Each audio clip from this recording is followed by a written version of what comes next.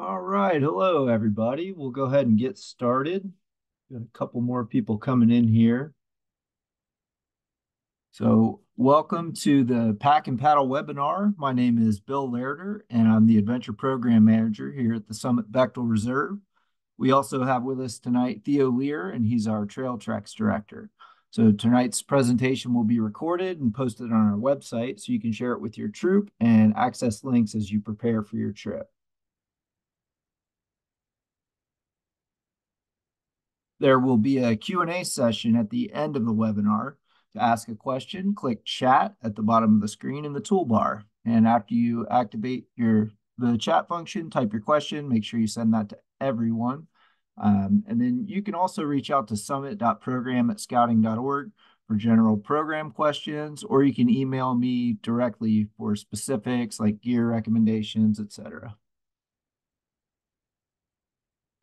Garden Ground Outfitters. So you can follow the link or scan the QR code to find your custom crew gear, souvenirs. They also have some gear that you will find on your packing list. So you could order something and just pick it up when you arrive at the summit if you want. So tonight's agenda, we'll give you a general overview of the Pack and Paddle program. We'll cover all the participant requirements and show you where to find the program supplement planning guide. We'll do an equipment overview. We'll cover a shakedown, branding, and physical preparation. And then we'll close out with some FAQs and a Q&A session.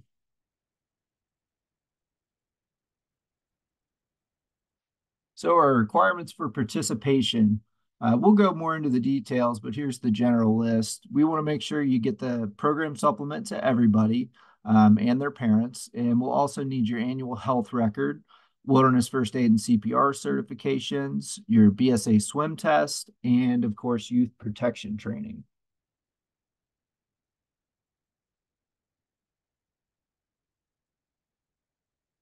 All right, so for the health and medical record, every participant is required to have a medical evaluation by a licensed physician within 12 months of the participation date. The required form and risk advisory can be found at the top link of this page. And if you're concerned about meeting medical requirements like body mass index, or you've had recent surgeries, chronic health conditions, go ahead and follow the second link on this page and get in contact with our medical team. For all vital medications, whether they need to be kept cold or not, we recommend that you bring twice what you would need for the duration of the trek. So one batch will come out with you on the trail, and one batch will stay at the health lodge. That way we have it in case you lose it or any kind of unforeseen accidents. We will be able to accommodate medications that need cold storage, but you need to let both myself and the medical staff know ahead of time so we can be prepared for that. And please let us know about medical conditions before the trek. I can't stress that enough. The more our staff know ahead of time, the better the outcome for everybody. And do not forget to bring emergency meds like EpiPens, inhalers, diabetic supplies, etc.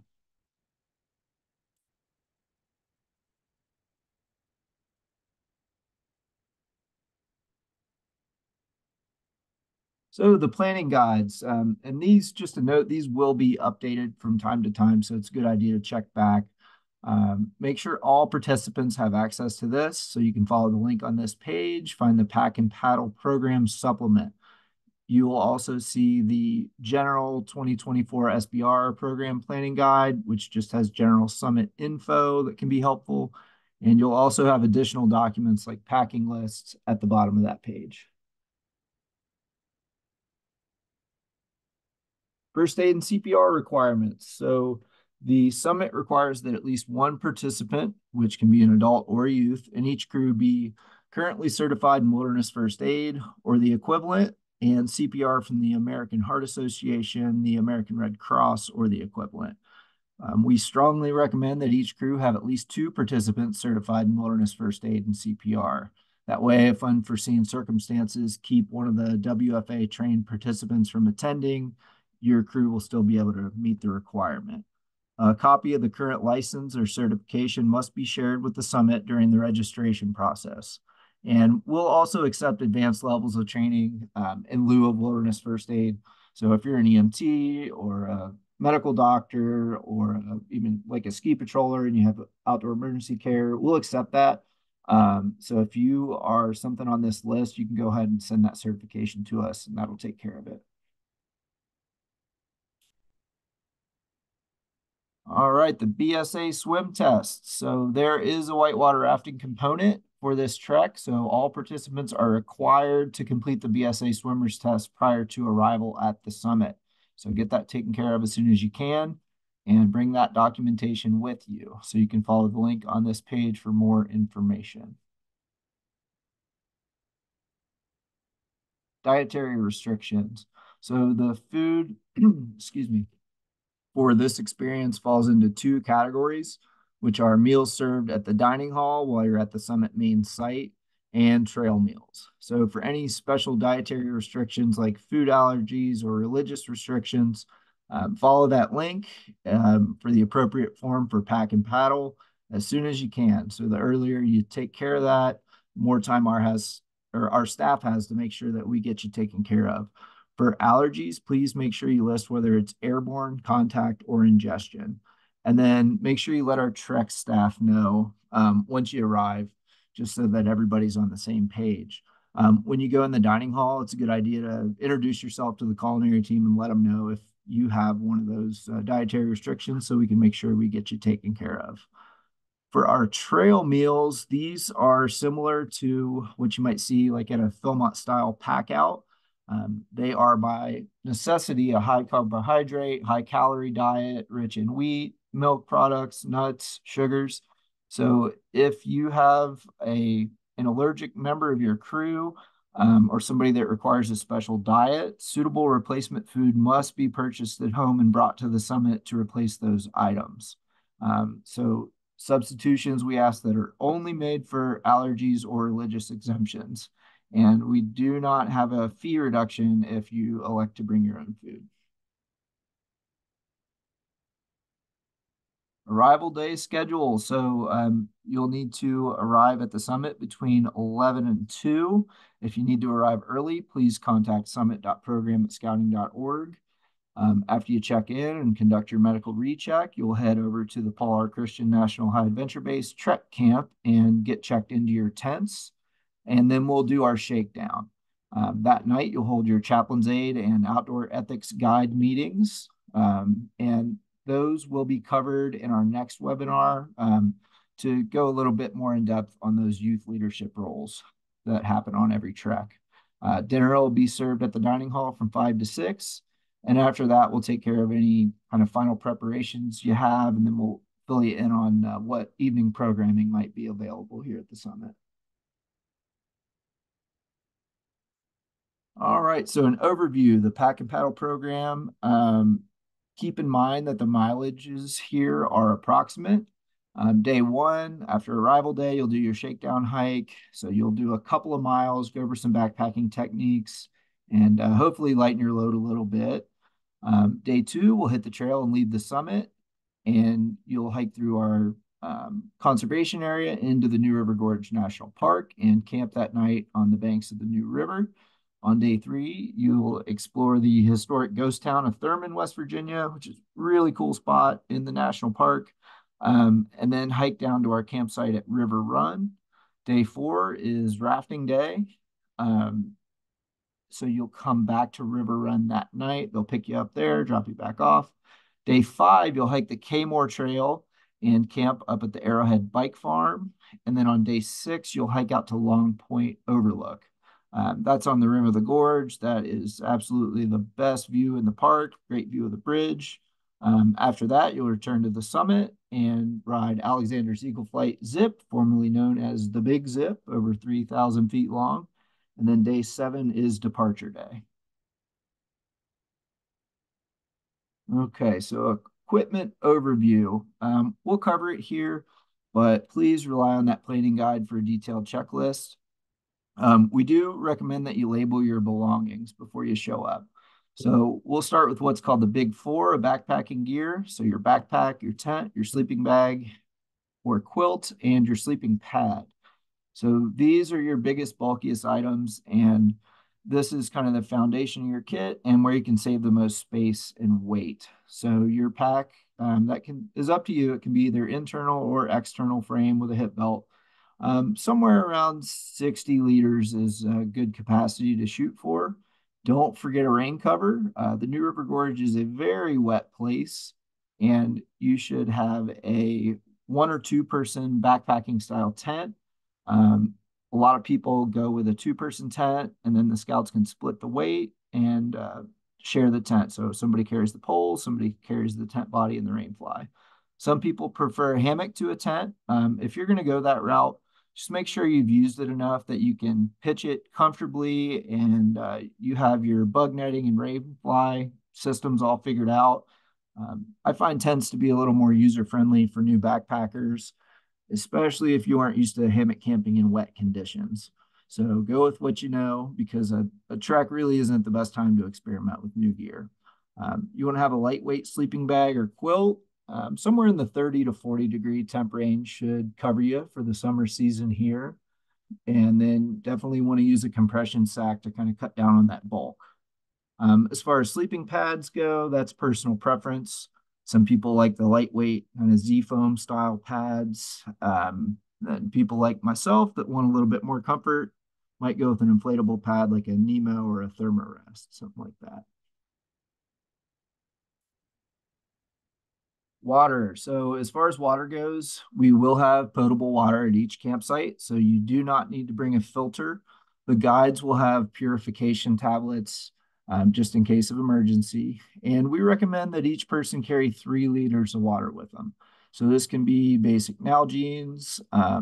A lot of people now are going towards smart water bottles because they're a little lighter and they're cheap and easy to find. I like to bring a camelback or a platypus style water bladder just to make drinking on the move a little easier and I stay better hydrated that way. But I always have a couple bottles because bladders can break. So if you're using a bladder, definitely throw it in a trash bag and avoid soaking your pack if that ruptures in there, which I learned the hard way. Essential gear. So pretty basic backpacking stuff here. You're going to need a headlamp, some extra batteries, a small pocket knife or multi-tool, a compass, matches or a lighter, and a small first aid kit. So first aid kits don't need to be, too crazy. This is, Band-Aids, moleskins, stuff like that. The guides will have larger group kits for more emergency type situations. But you at least want to make sure you have some moleskin for treating blisters. We hope you won't need it, but that could definitely save your trip. Cooking equipment. So you'll need to bring a small backpacking stove, and then anywhere 1 to 3 scouts can share the stove. We recommend a canister stove like the MSR Pocket Rocket or a Jetboil will work. You'll need a backpacking pot. Around 1 liter of capacity is a good thing to shoot for. So you don't need a whole cook set. Just a pot and a stove should do you. Everyone needs their own mess kit. So a bowl, a cup, and a fork or spork.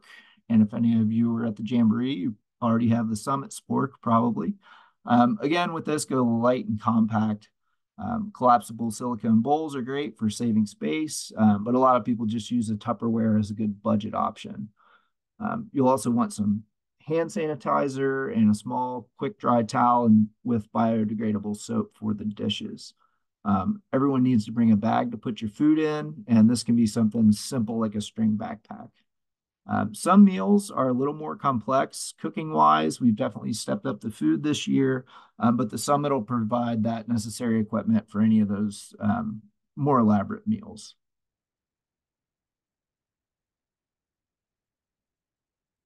Some optional equipment. So this stuff isn't strictly necessary, but you might want to bring it along.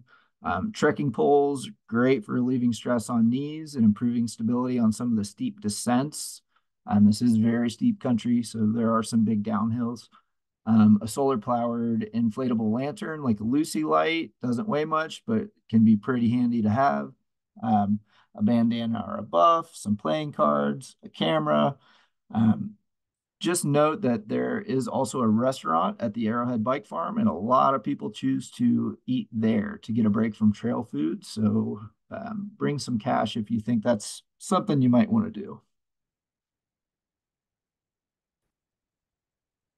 Toiletries, so hand sanitizer, toothpaste, and toothbrush, all your prescription meds, insect repellent, feminine care products, a camp towel, some foot powder, chafing cream, moleskin, a few over-the-counter pain meds, wet wipes are a must in my book, and then definitely some sunscreen and SPF chapstick. And you also want to bring a couple zip bags for any of that micro trash you create out there. Trek clothing. So the main thing here is no cotton. Save that for your travel clothes. You can leave a set of clean clothes in your vehicle at base camp. But like I was saying earlier, the New River Gorge is a very wet, humid place. Some years we get enough rain to be considered a temperate rainforest. So if you bring cotton, you can expect to be damp for the whole trek. We hope you get it nice and sunny, but not always the case. So you need a pair of quick drying hiking pants. Convertibles are a great option there. You also need a pair of shorts or swim trunks for rafting day, which can be used as a backup on the trail. Two shirts, short or long sleeve is up to you. Um, let's see. You're also going to want to need some kind of moisture wicking is best there. So Polypro, Dry Fit. I really like sort of lightweight merino wool for that. You'll want 3 to 4 pairs of moisture wicking underwear to help prevent chafing, and 3 or 4 pairs of good hiking socks are a good idea. For the female participants, 2 quick drying sports bras, and then rain gear. Everybody needs at least a rain jacket, and then pants are up to you.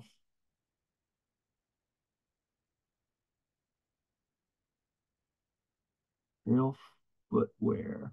So this is a big one. It's probably the most critical gear consideration for this trek. Your feet are your transportation, so put some thought into this and be prepared. Ton of options, and that's a great thing. You know, everybody's feet aren't the same, so what works for you might not work for the next person. A lot of ultralight through hikers on the AT are using trail runners, but people that are doing off trail stuff might need mountaineering boots or trekking boots. So try as many pairs of boots as you can and find out what's best on your feet. Just keep in mind when you're trying out boots that day hiking and hiking with a loaded pack are going to change how much support you need. So once you pick a set, just break them in. Many backpacking trips have been ruined by using brand new boots. So to break them in, start out short, walks around the neighborhood and work your way up to carrying a weighted pack on longer trips. By the time you're doing overnight preparation backpacking trips, your boots should be comfortable and not give you any hot spots. You also need a pair of camp/river shoes. So this is a multi-sport trek, and your camp shoes should double as your river shoes. We recommend closed-toed river sandals like Keens are a great option there. Crocs and flip-flops are not going to work as whitewater footwear. They will not stay on your feet on the river. And then we've got a couple links here on picking out hiking boots and the different options available. So foot care to continue there. Blisters are the most common injury we encounter. That is the number one reason we pull people off of treks. The old adage of an ounce of prevention is worth a pound of cure is very fitting here. So well-fitting, properly broken in footwear is going to prevent most of those issues. Keep your toenails trimmed well and take care of any ingrown nails before your trip that can make it miserable. Keep your feet clean and change your socks as often as necessary. So even with all that, you might still get a hot spot. Don't be afraid, to tell our staff members and your youth leadership, hey, hold on a minute, take care of it as soon as it starts to be a problem. Don't try to tough through it. Take care of it quickly. Clean it and apply moleskin. And this is something you should practice before you arrive. Don't wait till you already have a blister to try to figure out how to properly use moleskin.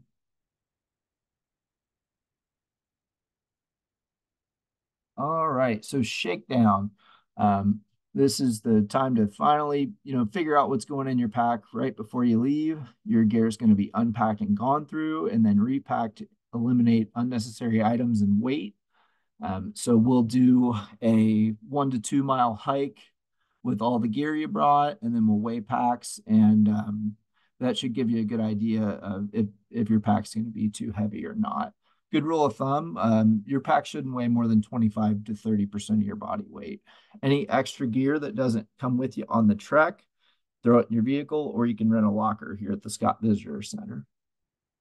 Extra gear like cameras, binoculars, GPS units, two things to consider. First, if it's going to break your heart or your wallet to lose it, don't bring it with you. Um, if you do want to bring a nice camera along, make sure you have the right protective equipment to keep it dry and safe. Second, ounces make pounds and pounds make pain on the trail. So you want to be in the mindset of going light as you can. Lighter the pack, the more enjoyable your trip is going to be. And, this is a chance to unplug. So I strongly encourage you to leave your tech at home or at least in your pack and live in the moment while you're here. Of course, you want to get some pictures, but don't spend your time texting and checking social media. Hopefully, the kids can have a wilderness experience and not feel like they're missing out. Physical prep. This is what's going to make or break your experience. So, backpacking requires a mix of strength, balance, and endurance, and you need to increase strength in those major muscle groups that do the heavy lifting, but also your stabilizer muscles. So, start getting into shape now.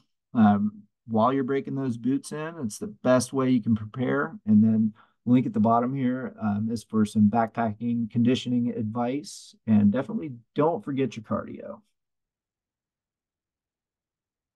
What about bears? So this is a question we get frequently. Bears are common here in West Virginia, but there are steps we can take to make sure the summit's safe for both humans and bears. So while we're out on trek, we found that metal bear boxes are a better option than hanging food from trees. So we're not going to do any bear hangs, except maybe for practice, so you can kind of learn the techniques. But we're going to keep everything locked up. The key here is just keeping a clean camp. That being said, our our bear problems really haven't come from the backcountry. It's more of an issue at the summit center because unfortunately some past campers have been less than responsible with food and trash, which has led to some bears becoming habituated to human food. So just remember, a fed bear is a dead bear. You're not doing them any favors by sharing your sandwich with them. Seeing a black bear in the wild is certainly a highlight for a lot of our visitors, but just remember to be responsible. Don't approach them. And these photos here are a couple of our resident summit bears. That these were taken by our head ranger, Pete, here at the summit.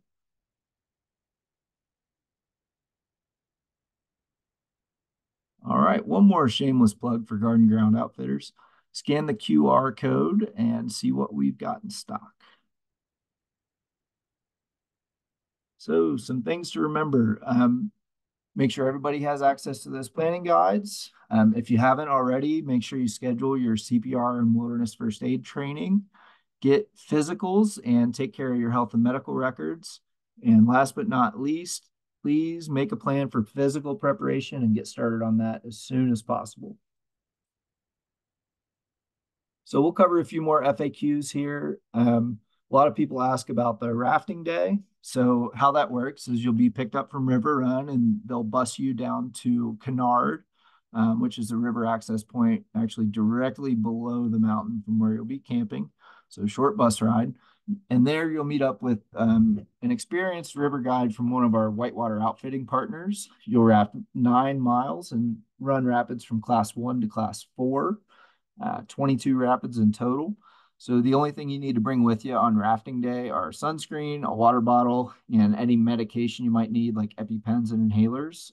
I also like to wear a ball cap under my helmet and sunglasses with a retaining strap. So the rafting photos will be available from a third-party company called Whitewater Photography. They're free to look at. They'll have them set up when you get back to the summit and a little bit more to take home with you. So cell phones, do not bring your phone on the rafting day. Your river guide will not have enough room in his or her dry box for everybody's phone. Showers is another question we get a lot.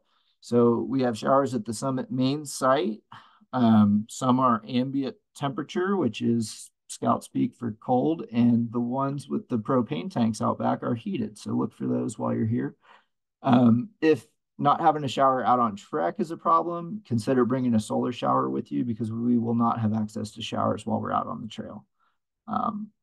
So our next webinar will cover final schedules, adult, youth, and staff leadership roles, the Duty to God Award, Summit Sustainability Award, as well as service projects and a wrap up. So just to note, these webinars the timing is based on availability for Zoom through BSA National. So we are now scheduled for 6 p.m. Eastern on April 16th. So this is different than what is listed in our planning guide. So please just make sure you look for that email notification as we get closer.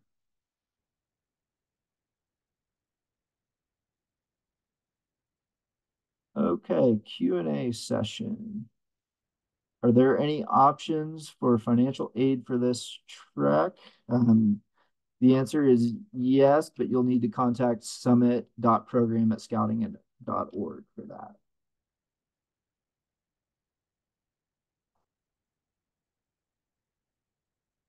Okay, anybody else have any questions?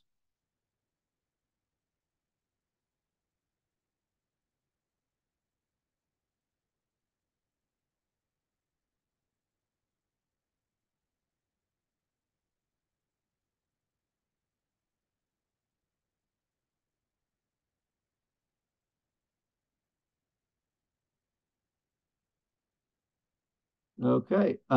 So if you think of anything, most of you already have this, but there's my personal email as well.